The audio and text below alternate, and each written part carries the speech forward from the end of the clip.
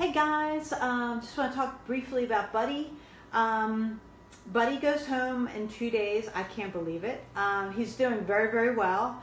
And so tomorrow is going to be like, the biggest challenge for tomorrow, Greg, is going to be you coming in, no touch, no talk, no eye contact. So you're going to come in, we're going to go down into training space, and we're going to, I'm going to work Buddy until he settles down, because I know he's going to be like out of his mind, excited to see you.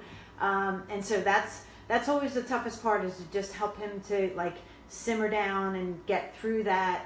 And then once he settles in, I'm going to hand the remote to you, and you're going to work him.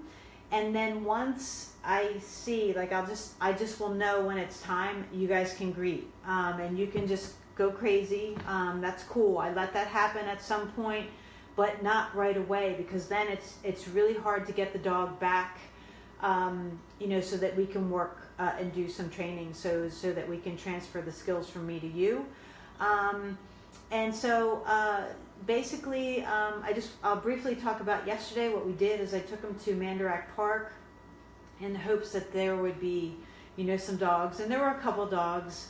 And I just basically worked him through. He never blew up or anything. I never gave him that opportunity. I never let it get that far.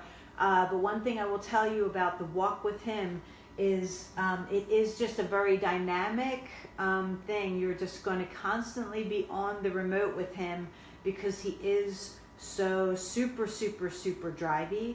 And I'm going to show you some little techniques that you'll need to sort of check him in every time you take him for a walk. There's like a little protocol that I go through just to get him into that headspace to pay attention to me and not everything else around him, because he's super intelligent and he's super curious. He's a working dog, and he just wants to be at it all the time. But you simply just can't be on 24/7. And the skills that he learns here are really going to help him going forward when he gets neutered, and he has that little surgery on his foot. He's going to have some downtime from that. And that's why, place is so important, because we never know what's going to happen in our lives that might change. And so our dogs have to be able to like switch off. So this is very, very useful to him going forward. He's been excellent in the crate. He's been an absolute gem in the crate. I mean, no shenanigans whatsoever. He's very content in there. And just always keep that skill. Don't be too quick to break him out of that crate for good. I always tell people, you always want that skill. And so some of the bigger challenges that you're going to encounter will be the bay window and keeping him calm. And we've been working on that a little bit when we have distractions around here, and he's good. We work through it. And also I'll be talking to you about, I put some new contact points on his collar, because I felt like the original contact points were not good enough. They just did not,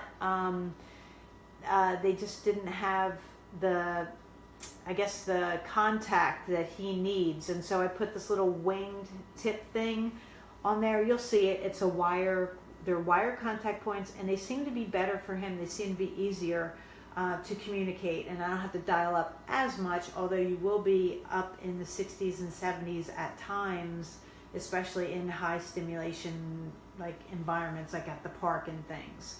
So, and that's not hurting him. That's just matching where his mindset is. So we'll talk more about that and all the other good stuff.